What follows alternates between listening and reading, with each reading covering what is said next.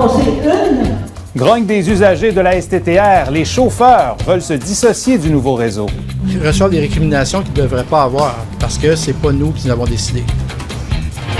Près de 150 personnes ont assisté hier à l'Assemblée publique de la STTR. Les usagers ont exprimé leur mécontentement sur les modifications au réseau. Et Camille, c'est maintenant les chauffeurs qui veulent se dissocier du nouveau réseau.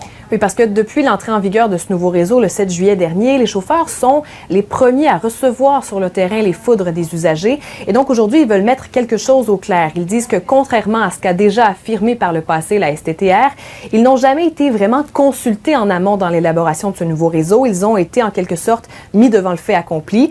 Le conseiller syndical du Syndicat canadien de la fonction publique, Mario Fontaine, interpelle aujourd'hui la Ville. Il affirme que le problème, ce n'est pas la STTR en elle-même, mais c'est plutôt son sous-financement. On l'écoute.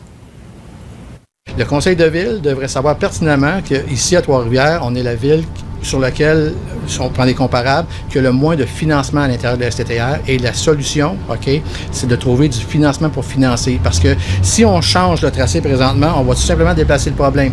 On habille Paul pour déshabiller Pierre, mais il y a quelqu'un qui est déshabillé à quelque part. On n'arrivera pas à trouver des solutions miracles si on n'a pas le financement en arrière du plan de transport. En 2017, la contribution municipale au réseau de transport était d'environ 5 millions de dollars. J'ai parlé au président de la STTR, le conseiller Luc Tremblay, qui me dit qu'il aimerait que la Ville investisse davantage dans son réseau de transport en commun, mais que pour le budget 2020 de la Ville de Trois-Rivières, ça va être difficile à boucler. Les conseillers auront des choix difficiles à faire. Alors, on verra cet automne quelles seront leurs priorités. Et pendant ce temps, les usagers sont encore en colère. Merci, Camille. Au revoir.